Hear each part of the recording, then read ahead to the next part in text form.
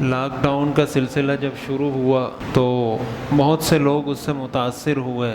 میں نے اس پر بات بھی کی تھی کہ جو بہت زیادہ متاثر ہوا ہے طبقہ جو ڈیلی ویجز پہ کمانے والا طبقہ تھا، دہاڑی دار طبقہ تھا، بہت زیادہ متاثر ہوا ہے. اچھے خاصے سفید پوش لوگوں کو بھیک مانگنے پر مجبور کر دیا ہے ان حالات نے. اچھے خاصے سفید پوش لوگوں کو. تو پھر کچھ تھوڑا بہت کام ہم نے شروع کیا، سروے شروع کیا، لوگوں کی معلومات حاصل کرنا شروع کی. تو اس دوران ایک دو تجربات ہوئے تو میں نے کہا وہ آپ کے ساتھ شیئر کروں. معاشرے کی ایک تصویر، اس لیے کہ میں نے فیلڈ میں کام کیا ہے، گراؤنڈ پہ کام کیا ہے، میں نے لوگوں کے گھر گھر جا کے ان سے ملا ہوں، ان کے حالات سنے ہیں، اور کون اچھا کر رہا ہے، کون برا کر رہا ہے، اور کیا ہو رہا ہے ہمارے معاشرے میں. تو جو معاشرے کی ہماری جو تصویر ہے، تو دو طرح کی چیزیں جو میرے سامنے آئی جو بہت زیادہ پریشان، ایک تو بہت اچھی چیز ہے، دوسری بہت پریشان کن ہے. وہ یہ کہ ہمارے معاشرے میں جو یتیم بچے ہیں، ہمارے معاشرے میں جو یتیم بچے ہیں بہت زیادہ مظلوم ہیں، بہت زیادہ. ایسے ایسے گھروں میں میرا جانا ہوا ہے کہ ان کے پاس نہ افطاری کے کھانے کے لیے کچھ تھا، نہ سحری میں کھانے کے لیے. ہم پہلے سنتے تھے، ہم کہتے تھے شاید ایسا ہوتا ہوگا، پتہ نہیں کسی ملک میں یا کسی شہر میں ایسا ہوتا ہوگا. کبھی دیکھا نہیں تھا کہ واقعی میں یہ حقیقت ہے، ایسا ہوتا ہے کسی کے گھر میں. یہ دیکھا نہیں تھا میں نے کبھی. ایسے لوگوں کے گھر جانا ہوا جو سحری نہ ہونے کی وجہ سے، افطاری نہ ہونے کی وجہ سے روزہ ہی نہیں رکھتے، رکھ ہی نہیں پاتے. ایسے لوگوں کو دیکھا جو اپنے یتیم بھتیجوں کا، اپنی بیوہ بھابھی کا لاکھوں روپے دبا کے بیٹھے ہوئے ہیں. یتیم بچوں کے پاس کھانے کے لیے کچھ نہیں ہے، اور وہ دبا کے بیٹھے ہوئے ہیں. بدماشی کی وجہ سے گھر سے بھی نکال دی عورت کو کہ جاؤ بھائی تمہارے شوہر کا انتقال ہو گیا ہے، جہاں رہنا ہے رہو، جیسے بچوں کو پالنا ہے پالو. نوجوان خواتین، آدمی ان کی حالت دیکھ کر اور پھر یہ سوچتا ہے کہ یار یہ اس معاشرے میں رہنے والے لوگ ہیں، اور اس معاشرے میں ظاہر ہے آپ کسی معاشرے میں رہتے ہیں تو آپ کے آس پڑوس میں بھی کوئی ہوتا ہے. بھائی کسی کا انتقال اگر آپ کے پڑوس میں ہوا ہے تو اس کے پڑوس میں کوئی رہتا ہوگا، اس کو پتہ ہوگا یار اس کا شوہر مر گیا ہے، اس کا جو ہے نا والد کا انتقال ہو گیا ہے، اس کا کیا ضروریات ہیں، کیا ضروریات نہیں ہیں، اس کے بچوں کی تعلیم کا کیا خرچہ ہے، کیا خرچہ نہیں ہے. ایک گھر میرا جانا ہوا، اس نوجوان خاتون، اس کے شوہر کا انتقال ہو گیا، دبئی میں کام کرتا تھا. تو اس کی بیوی کو اس کے جو دیور تھے انہوں نے کہا کہ تمہارے شوز کا کوئی وہاں پتہ نہیں بہت بڑا پیسہ انشورنس کا یا کسی چیز کا 1 کروڑ روپے اس کو کمپنی نے دینے تھے، جس کمپنی میں وہ کام کرتا تھا. تو اس کو کہا کہ آپ ہمیں دستخط کر کے دیں، ہم دبئی جا رہے ہیں، تمہارے 1 کروڑ روپے تمہیں لا کے دے رہے ہیں تاکہ تم پھر اس سے اپنا خرچہ ورچہ بھی چلاؤ، گھر بنا لو، جو بھی کرنا ہے. اور اس کے ساتھ بڑا اچھا رویہ، بڑے اچھے اخلاق، بڑا اس کی خاطر مدارات. اس نے سائن کر کے دے دی پاور آف اٹارنی کہ ہاں آپ میری طرف سے جائیں اور پیسے لے کر آ جائیں. وہ گئے، 1 کروڑ روپے لے کر آئے، اور جیسے ہی 1 کروڑ روپے لے کر آئے اسی وقت کہا بھابھی کو ابھی نکلو گھر سے، بچوں کو کہا نکلو گھر سے. ان کا سامان روڈ پہ پھینکا ہے، کوئی ان کو کرائے پہ گھر دینے والا نہیں تھا. وہ خاتون مجھے کہنے لگی کہ ایک وقت تھا کہ میں لوگوں کو زکوٰۃ دیا کرتی تھی، میرا شوہر اتنا مالدار تھا، دبئی میں تھا، اتنے پیسے تھے اس کے پاس، اور میرا شوہر مجھے پیسے بھیجتا تھا کہ یہ زکوٰۃ کے پیسے ہیں، یہ صدقے کے پیسے ہیں، تمہارے گھر سے کوئی خالی ہاتھ نہیں جانا چاہیے. اور اب میری یہ صورتحال ہے کہ جو ماسیاں میرے گھر میں کام کرتی تھیں، افطاری مجھے وہ ماسیاں لا کر دیتی ہیں. جو ماسیاں میری نوکرانیاں تھیں وہ ماسیاں ابھی مجھے افطاری لا کر دیتی ہیں، تو میرے بچے افطاری کرتے ہیں. اسی معاشرے میں، اسی سوسائٹی میں اس کا ایک چچا بھی رہتا ہے، دوسرا چچا بھی رہتا ہے، تیسرا چچا بھی رہتا ہے. آدمی حیران ہو جاتا ہے. تو یہ جو قرآن کریم میں آتا ہے نا وَلَا تَقْرَبُوا مَالَ الْيَتِيمِ، یہ بات اچھے طریقے سے یاد رکھیں. ان نمازوں سے، ان حجوں سے اور ان ذکر و اذکار سے اللہ نہیں بخشے گا کبھی بھی اگر کسی کا حق دبایا ہوا ہے. بڑے بڑے نمازی میں نے دیکھے، بڑے بڑے حاجی دیکھے، شکل سے آپ دیکھو گے تو کہو گے کہ کوئی بہت بڑا بزرگ ہے، حرکتیں دیکھو گے تو آپ بولو گے اس سے بڑا کوئی شیطان نہیں. اور ایسے لوگ بھی دیکھے جو آپ کو دکھنے میں ایسے لگیں گے یار یہ تو کوئی ایسے ہی لوفر لفنگا سا ہے, اور ان کا آپ کردار معلوم کریں گے کہ یار یہ اپنے معاشرے کے لوگوں کا کتنا خیال کرتے ہیں, تو آپ حیران ہو جائیں گے کہ یار ایسا آدمی یہ سارے کام کر رہا ہے. کہا میرے بچوں کی فیس جمع ہو گئی, وین کی, مدرسے آتے جاتے ہیں, میرے پاس فیس نہیں تھی. وین والا میرے دیور کے پاس گیا کہ بھئی تمہارے بھتیجے ہیں تو آپ اس کی فیس تو دو کم از کم. بولا انہوں نے کہا ہمارا ان سے کوئی تعلق نہیں ہے, لینا ہے اس جا کے اس کی ماں سے لے لو جو بھی لینا ہے تم نے. بولا آج اس دن اور آج کا دن 1 سال ہونے والا ہے, اس وین والے نے مجھ سے پھر کرایہ نہیں مانگا. بولا اس نے کہا یہ میرا بچہ ہے, میں اس کو لے کے جاؤں گا, میں اس کو لے کر آؤں گا, اس کا کرایہ میں دوں گا. ایک طرف کروڑ پتی چچا, اس کو اتنی توفیق نہیں ہو رہی کہ وہ 400-500 روپے اپنے بھتیجے کی فیس میں دے دے ان 1 کروڑ روپے میں سے جو اس کے دبا کے بیٹھا ہوا ہے. اور ایک طرف وہ غریب وین والا, سوزوکی والا, کہ اس کے بس میں یہ تھا کہ یار یہ یتیم بچہ ہے تو چلو میں اس کو فری میں لاؤں گا, لے جاؤں گا, مجھے ثواب ملتا رہے گا. تو یہ غریب سوزوکی والا اور وین والا اللہ کی نظر میں زیادہ محبوب ہے یا کروڑوں کے بنگلے میں رہنے والا اللہ کی نظر میں محبوب ہے؟ اگر وہ کروڑوں کی زکوٰۃ بھی نکالتا ہو اور اس کے بھتیجے کا یہ حال ہو اور اس کی 1 کروڑ روپے کی اماؤنٹ وہ دبا کے بیٹھا ہوا ہو, آپ کیا سمجھتے ہیں اللہ اس کی زکوٰۃ کو قبول کرے گا؟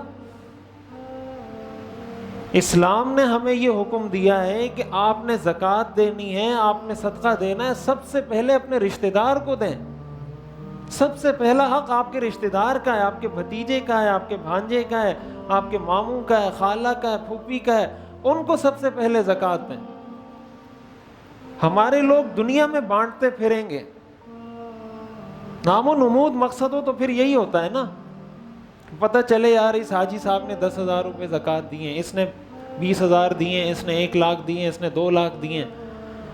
اپنے رشتہ دار کو نہیں دیں گے, کیوں؟ اس لیے کہ اس کے ساتھ کوئی تعلق اچھا نہیں ہے.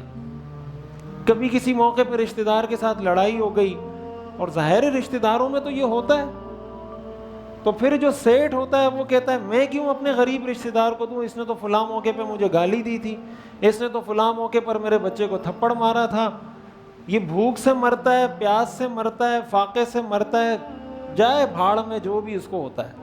میں جا کے تقسیم کروں گا, کسی اور جا کے تھر میں تقسیم کروں گا, یا جا کے جو ہے نا سندھ میں کہیں تقسیم کروں گا, اپنے چچا کے بیٹے کو یا اپنے بھتیجے کو نہیں دوں گا. اپنے رشتہ دار کو اگر آپ زکوٰۃ یا صدقہ دیتے ہیں اس پہ اللہ آپ کو 2 اجر دیتا ہے. کسی عام آدمی کو آپ زکوٰۃ صدقہ دیتے ہیں اس پہ آپ کو 1 اجر ملتا ہے. حدیث شریف ہے کہ جو آدمی رشتہ دار کو صدقہ اور زکوٰۃ دیتا ہے اس کو اللہ تعالیٰ 2 اجر عطا فرماتے ہیں, 1 اجر صدقے کا, 1 اجر صلہ رحمی کا. صلہ رحمی تو فرض ہے.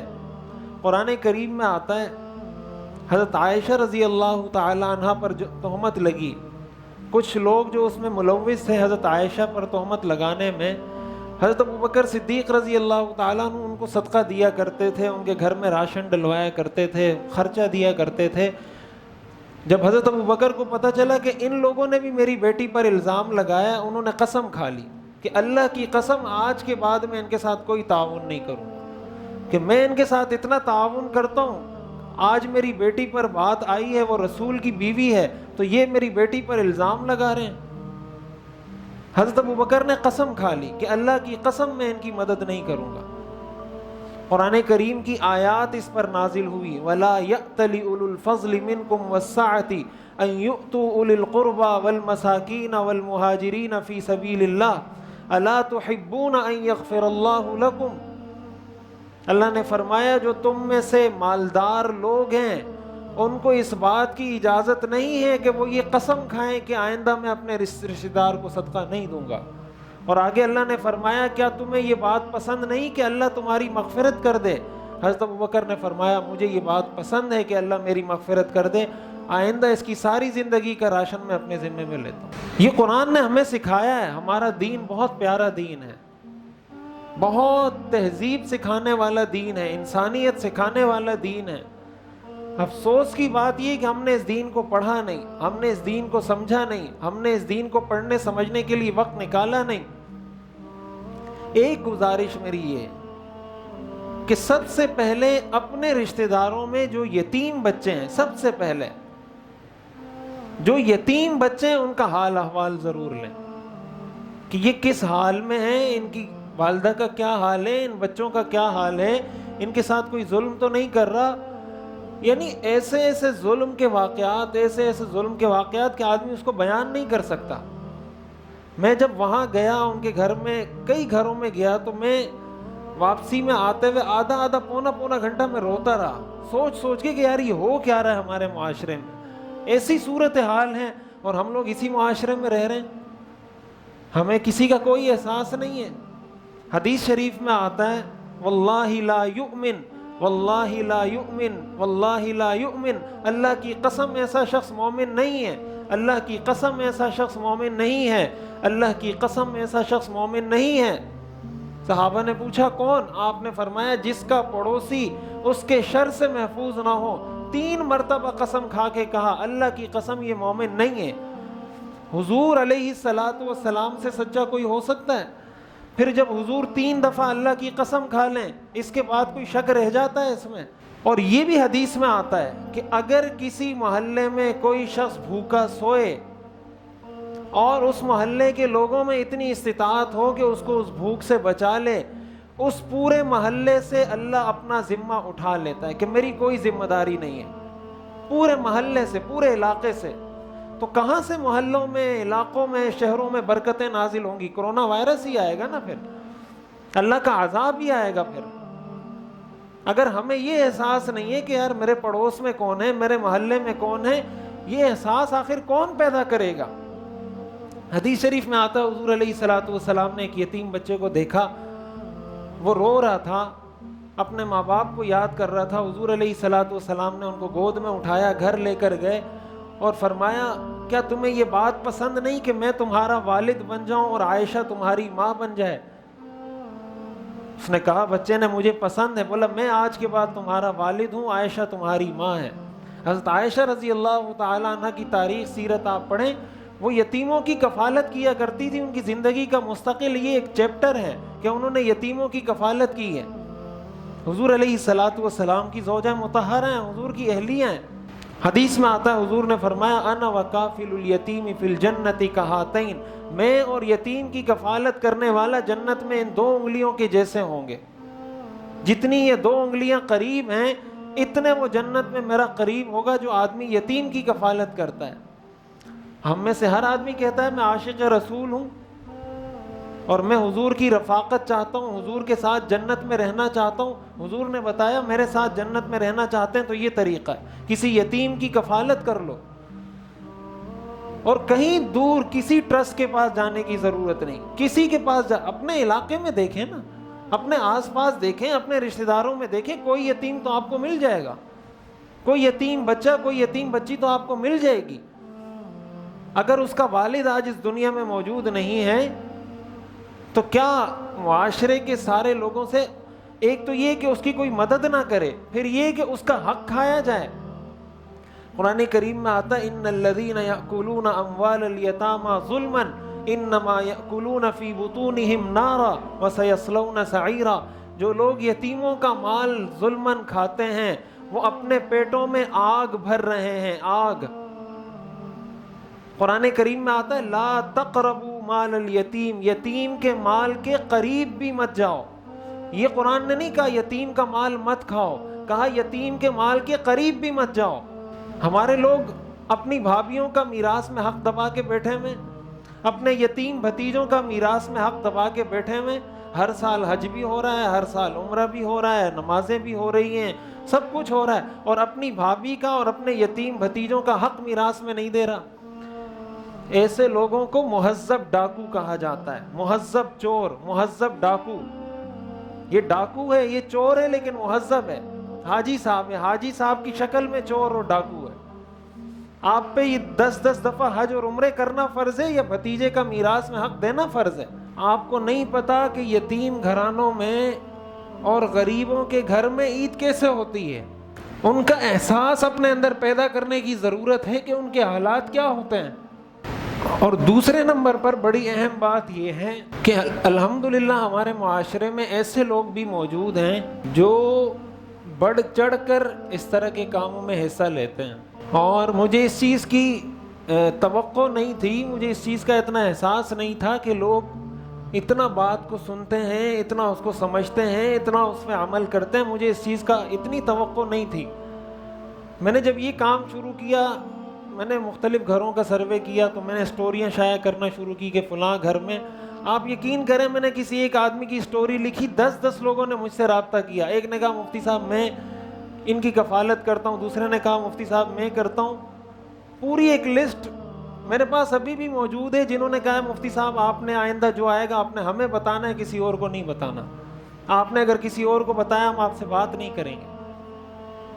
اتنا الحمدللہ ہمارے لوگوں میں دینے کا جذبہ موجود ہے، اتنا وہ دین کو سمجھتے ہیں، اتنا ان میں صدقات دینے کی یعنی ایک جذبہ اور حیثیت موجود ہے کہ آپ ادھر بات کریں ادھر وہ کہتے ہیں بھائی ہم حاضر ہیں. بھائی آپ کے محلے میں کوئی یتیم ہے اور آپ کو اس کا پتہ ہے، آپ اگر کسی محلے کے آدمی سے جا کے بات کریں گے کہ یار میرا پڑوسی ہے وہ یتیم ہے، آپ کو اللہ نے دیا، آپ اس کے ساتھ کوئی تعاون کر لیں، تو آپ کی کوئی عزت کم ہو جائے گی. اپنے بچوں کے لیے آپ کیا کچھ نہیں کرتے، تو اگر آپ نے اس سے بات کر لی، اس نے کچھ اس میں حصہ ڈال دیا تو آپ کو بھی ثواب ملے گا، اس کو بھی ثواب ملے گا، اور نہیں دے گا تو آپ کو تو ثواب مل گیا. اور اگر آپ کی اپنی استطاعت ہے تو خود کر لیں. تو یہ بھی الحمدللہ ہمارے معاشرے کی اچھی تصویر ہے کہ الحمدللہ ہمارے معاشرے میں دینے والے لوگ بہت ہیں، لیکن ظاہر ہے ہر آدمی کی مستحق تک رسائی نہیں ہوتی. ایک آدمی کہیں بیٹھا ہوا ہے سعودیہ میں، دبئی میں، امریکہ میں، اس کو کیا پتا کہ بھائی کہاں کس گوٹھ میں کیا ہو رہا ہے. یہ تو اس شخص کو پتا ہوتا ہے جو رہتا ہے، آپ پڑوس میں رہتے ہیں، محلے میں رہتے ہیں، آپ کو پتا ہے.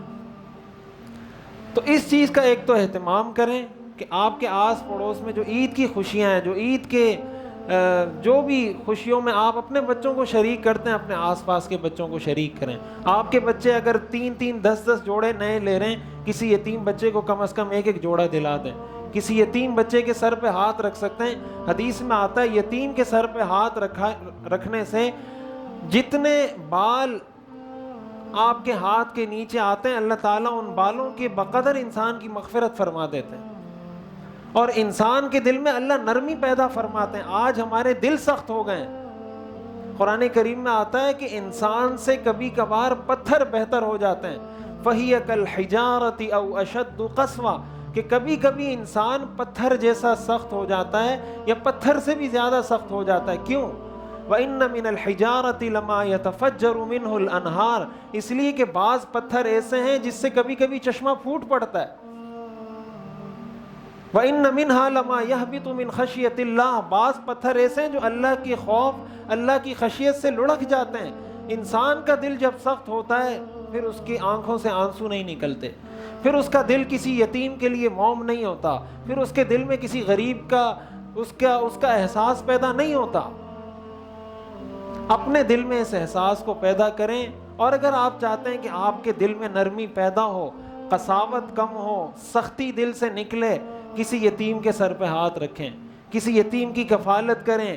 ایک تو آپ کے دل کو اللہ نرم کرے گا، دوسرا آپ کو اللہ قیامت کے دن جنت میں حضور کا ساتھی بنا دے گا.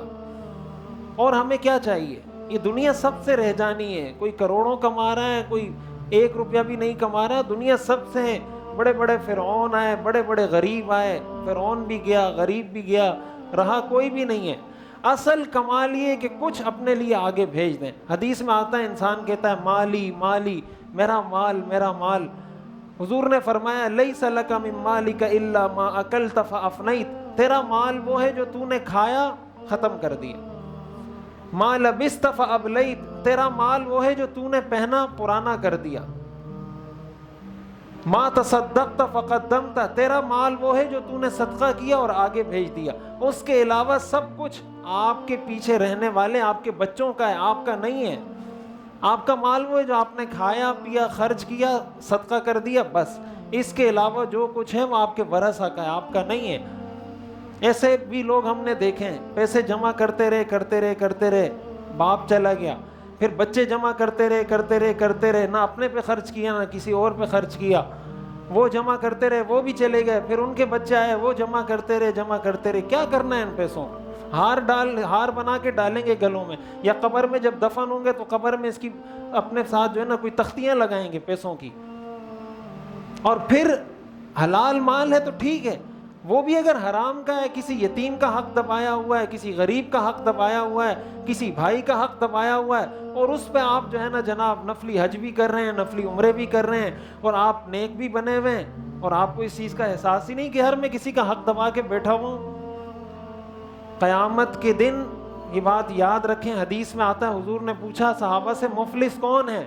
صحابہ نے فرمایا مفلس وہ ہے جس کے پاس پیسے نہ ہو. حضور نے فرمایا نہیں، میری امت کا مفلس وہ ہے جو قیامت کے دن، یہ صحیح حدیث ہے، جو قیامت کے دن آئے گا اور اس کے پاس نیکیوں کے پہاڑ ہوں گے، لیکن کسی کو گالی دی ہوگی، کسی کو تھپڑ مارا ہوگا، کسی کے بارے میں بدگمانی کی ہوگی، کسی کے ساتھ بغض رکھا ہوگا، کسی کا حق دبایا ہوگا. ایک آئے گا کہے گا یا اللہ اس نے مجھے تھپڑ مارا تھا، دوسرا آئے گا کہے گا یا اللہ اس نے میرا مال دبایا تھا، تیسرا آئے گا کہے گا یا اللہ اس نے میری غیبت کی تھی، وغیرہ وغیرہ جو بھی حقوق العباد ہیں. حدیث میں آتا ہے اللہ تعالیٰ فرمائیں گے اس کی یہ نیکیاں تم لے لو، اس کی یہ نیکیاں تم لے لو، اس کی یہ نیکیاں تم لے لو. ایک موقع ایسا آئے گا کہ اس کی ساری نیکیاں ختم اور حقوق ابھی بھی باقی ہیں.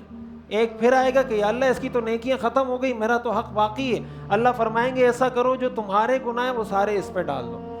دوسرا آئے گا کہ یا اللہ میرے تو ابھی حق باقی ہے، اللہ فرمائیں گے جو تمہارا حق ہے وہ اس پہ ڈال دو. حدیث میں آتا ہے کہ منہ کے بل گھسیٹتے ہوئے اس کو جہنم میں ڈال دیا جائے گا. 20 عمرے کرنے والا، 40 حج کرنے والا، منہ کے بل جہنم میں گرا دیا جائے گا اگر بندوں کے حقوق ادا نہیں کیے.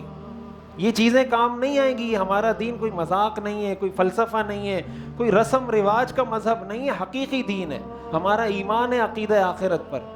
اس لیے اپنے آس پاس لوگوں کا خیال کریں، کم از کم درجے میں یہ کریں، اگر کسی کا حق دبایا ہوا ہے، کسی پڑوسی کا، بھائی کا، بالخصوص کسی یتیم بچے کا، کسی بیوہ کا، عزم کریں کہ میں ابھی 2 روٹیاں کھاتا تھا، آج کے بعد 1 روٹی کھاؤں گا، لیکن یہ حق میں نے دینا ہے. میں عید پہ 4 جوڑے سلواتا تھا، 1 جوڑا سلواؤں گا، لیکن یہ حق میں نے ادا کرنا ہے. یہ باتیں قیامت کے دن اگر سمجھ میں آئیں اور پھر کوئی کہے کہ یار مولوی صاحب صحیح کہتا تھا، کاش اس وقت سمجھ جاتے، اس وقت پھر کوئی فائدہ نہیں ہوگا. اللہ تعالی ہمیں سمجھنے اور عمل کرنے کی توفیق عطا فرمائے.